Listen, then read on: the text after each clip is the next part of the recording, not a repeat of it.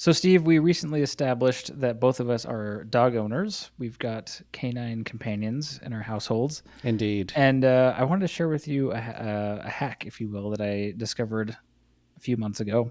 I don't know if you've Okay. noticed, dog toys can be expensive. And it's irritating to me that they all share the same ultimate fate, which is just to be destroyed, at least in the case of my dog. You know what? My dog does not destroy things, which I is probably unusual. It might be her age. I don't know, How but old is she? She's a little she's older, right? 7, 8, something like that. Oh, okay. So she's probably just chill and happy to be hanging around. Yeah, I, but yours is pretty young. Yeah, so I've had him since he was a puppy. He's 2.5 now, but so we've been through some stuff. But one of the hard things for me was finding stuff that he would enjoy as a chew toy. And so I'd buy all these chew toys, and they were expensive, and it was annoying. They get chewed up, whatever.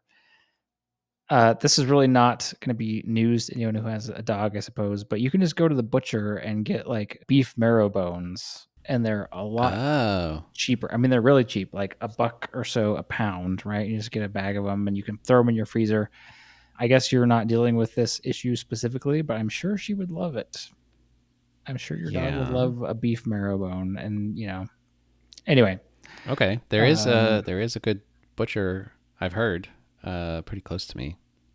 So oh, I don't know. awesome! I feel kind of intimidated going in there. I went. A friend took me in there once, and I was like, "Whoa, this is. I don't understand what's going on here." I can relate to that a little bit. Just ask a lot of questions. They should be helpful, right? Anyway, but Yeah. Okay. so there you go. Cheap things that dogs love that are not overpriced, over engineered. You know, Just if they want a bone, like just give them an actual bone. I mean, that makes yeah, sense when you say it that way. But yeah.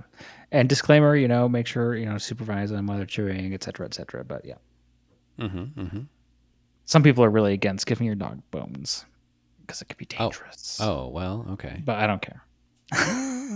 I'm not steeped enough in dog culture to know these things yet.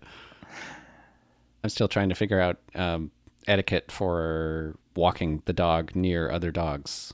Oh, that's a tough Is it one. okay if they bark at each other? Do I need to Mm, keep them away or not? I don't know. I don't know these things. I need to watch some YouTube videos. oh, it's a rabbit hole. Everyone has a different opinion, but Uh huh.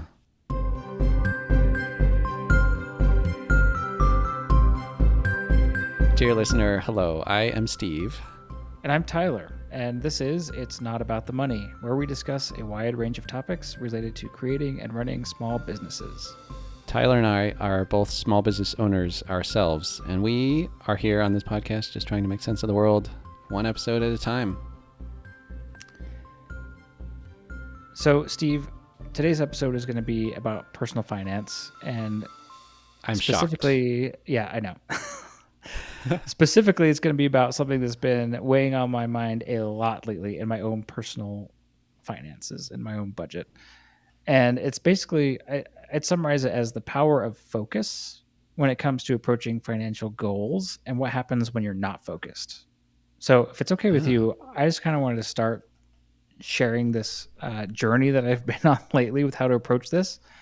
And we'll just see where it goes from there, if that's okay with you. yeah, this sounds interesting. Power of So, focus. yeah, power focus. So, this is something that did come up in our episode when we talked about the total money makeover because Dave Ramsey is a big proponent of focus when it comes to financial goals. He talks about like gazelle intensity, right? When you're Mm-hmm. tackling your debt and things like that. But this is a different application for me. So I've kind of waffled back and forth over the years between how much of an emergency fund I should have versus how much I should be saving into specifically named budget accounts for true expenses or things that I know are going to happen, like replacing my car when it dies, or an appliance, or a roof, or kind of these larger expenses. I don't know Mm-hmm. when they're going to happen. I don't know how much they're going to cost, but they will happen. Like it's a guarantee, pretty much. Should that come out of a giant lump sum emergency fund, or should I be kind of putting money away towards those in named accounts, like I said, right? And I've Yeah. gone back and forth, and I've really wrestled with this question, and I think that's kind of funny because at a certain point it does come down to it. you're just using different words to describe the same thing. As long as you're spending less than you make and like continuing to save, that's good. Ugh, Right. Yeah. The money will be there in some bucket somewhere. some money will be there at Some least. Yeah. some money. Yeah. Well, Yeah. that's true. Yeah. So I think there's still a lot of power in planning. Like if you need to replace your car, you know it's going to be roughly in this ballpark. So Yeah. let's set a goal for that fund to be about that much, kind of thing. Where some emergencies you don't know what it's going to be, but some of them you can Right. plan.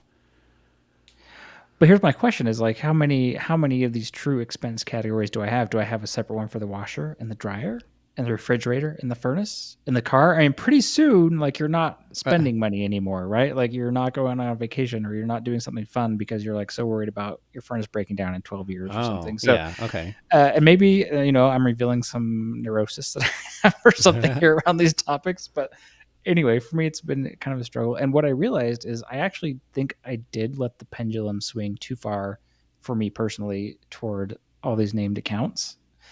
Mm. And also I wanted an emergency fund. And also I wanted to be a month ahead, 2 months ahead, actually. And so what I found is that I was very unfocused and I was frustrated at the pace of the progress that I was making, right? So I could argue that I was making progress toward all of these goals, but some of the categories, it was like $20 a month. So you'll And so get then, there 5 years from now, yeah, kind of thing. yeah, which But might be if you're perfect spreading it, because, if all of them are on that pit, you'll reach all of the goals 5 years from now. right. That's maybe too far out in the future to be Yeah. practical. And the one that was the category that was suffering the most for me, at least, was the actual emergency fund, right? And you might be wondering, well, why do you want an emergency fund if you're already having all these named accounts for things that could go wrong? And I suppose my answer to that would be my emergency fund for me was an income replacement fund, right? So if I Hmm. lost my source or sources of income, what would I live on in the meantime? Right. That's its own type of emergency, I suppose, Yes, and right? I think that is a really good reason to have one. But I've also been thinking lately, having kind of the true expenses sort of categories is also super useful because I'm more likely in the near term to run into one of those than I am to lose my job. Although in the Yeah. over 10 years or something, I will probably lose a job at some point in that time, just Hmm. because of the way markets go. But I'm also going to run into these true expenses, and so I shouldn't. What am I trying to say? Just having a big pool of money where everything comes out of becomes a little too undefined for me. Where it's Hmm. just like, oh, this is the slush fund. You can just pull it out of there. We'll replace it Well, eventually. yeah. And that's what was happening to me is I kept pillaging my emergency fund to roll with the punches, to when I would have Mm-hmm. a priority change, it was just really easy to, oh, it's been so many months and my emergency fund has only made it to this level. And so really it's not so much of a loss if I just take some money out of there because it's really not even there in the first, there's not much there in the Right. first place. Yeah. So, and I just got trapped in this kind of cycle where I realized that I wasn't really making the progress that I that I wanted to make, and it got frustrating. And so what I did next is I kind of actually this happened pretty soon around the time where we recorded the podcast episode about Total Money Makeover. Because like Uh again, huh. Dave Ramsey wrote that book. Dave Ramsey talks about focus, power of focus, and his 7 baby steps, etc. And we talked in that episode about how it kind of triggered reading that book again, triggered in us both kind of like this desire to just kind of relook at kind Yeah. of kind of deconstruct our approaches to our personal finances and look at it with a fresh set of eyes. So I did, and I decided that, okay, I'm just gonna focus. I'm gonna pick one of these things, only one, and it's gonna be my emergency fund, and I'm just gonna have that be my one financial goal. I'm going to stop saving for my true expenses until I get this done, and then I can check it off the box, right? Then I can move on with my life and fund my true expenses, and it'll be great. And you know what? It's funny because I had been funding all those true expenses for so long. It actually only took me about a month and a half to fully fund my Oh emergency wow. fund. because I just stole the money from all of, from the new washer and dryer, and the new car, the new computer in 5 years. Like, I had been kind of putting money away, but because it was so dispersed, it just felt like nothing. It was like nothing was there, but really it Right. was there. Then you gather So it it was all in like, one place yeah, and you're like, oh, wow, there it yeah, is. yeah. So it was pretty awesome. And I was able to top off my personal goal for having an income replacement type emergency fund really quickly because I've been saving in all those categories for all that time. Yeah. Um, the trade off was now I don't have any money saved for all those true expenses that are bound to happen sooner or later, right? So I kind of got to Uh start huh. over there, but it doesn't matter because I feel really good about like achieving my goal, and I don't have to save an emergency fund anymore. Like it's done. There's something about that completeness that like feels Mm hmm. really good. Like I've been struggling to have an emergency fund fully funded forever, and it's just been like weighing me down. But now it's done. And now And so it's also probably very easy to see, like, if you do pull something out of there, it's very clear, like, this is dropped below the target yes, amount. We need to replenish that as quickly as exactly. possible so that it can just go back on the back burner and I don't have to think about it anymore. Yeah, and you know what? It's actually a lot harder for me psychologically to steal from it now. I've been tempted Uh huh. at I least believe 3 or that. 4 times, at least 3 or 4 times to buy something that I wanted, didn't need, wanted, have the money for it sitting there in my emergency fund, right? Could have Mm bought it in hmm. cash. But I was just like, "Ooh, it feels slimy. I don't wanna."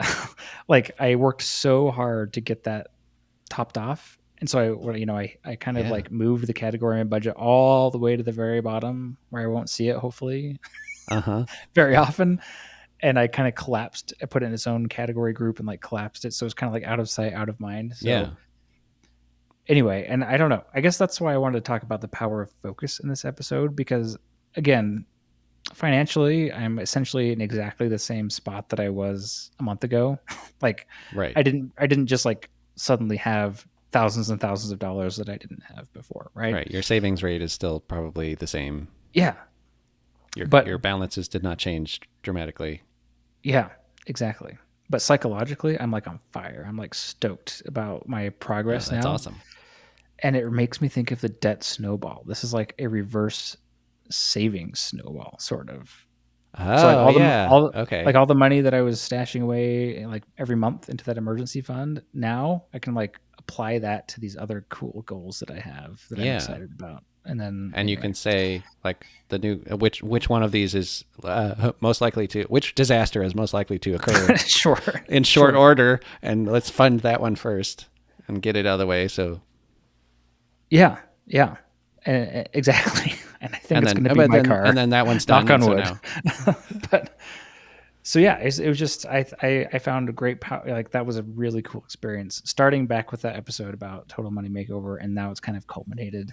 Not that it didn't take much time either for that to kind of play out, but and now I'm thinking of this as my new like having that emergency fund funded and like in the bank. I'm trying to mentally think of that as my new zero, right? Like I like my new zero hmm, balance basically, right? Like I never want my balance to go below that in theory. right? Yeah.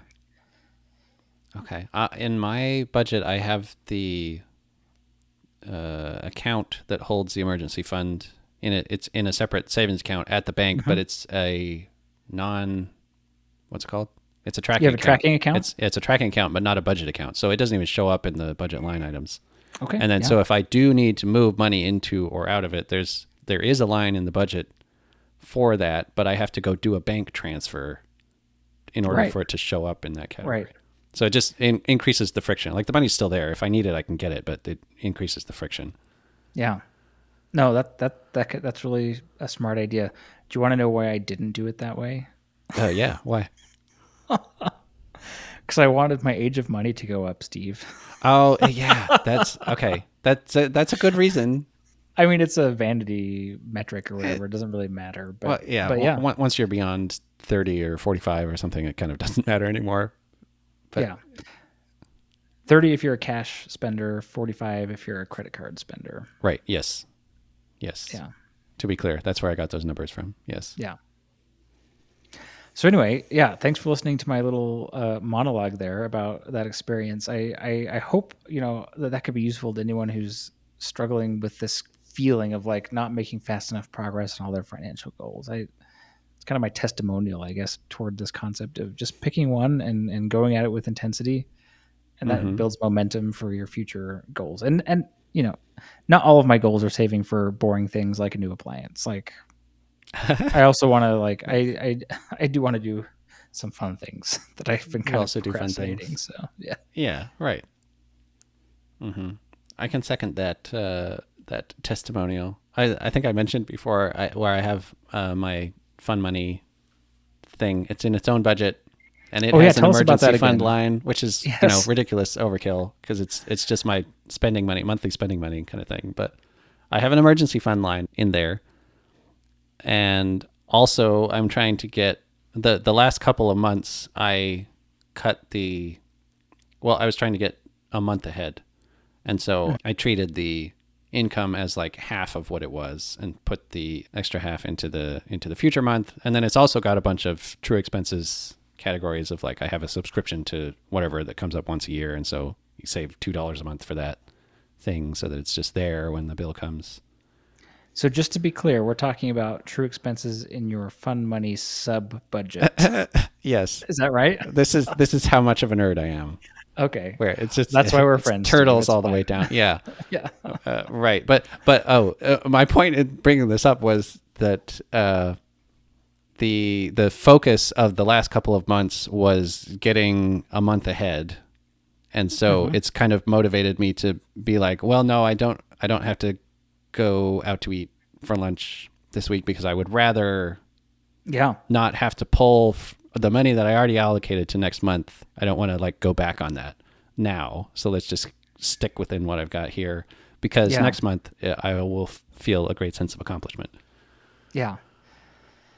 And when I heard you say that about, oh, I might not want to go out to lunch here because I want to do this other thing instead, it just, I occasionally, not occasionally, I often run into people who are like, why would I need to budget?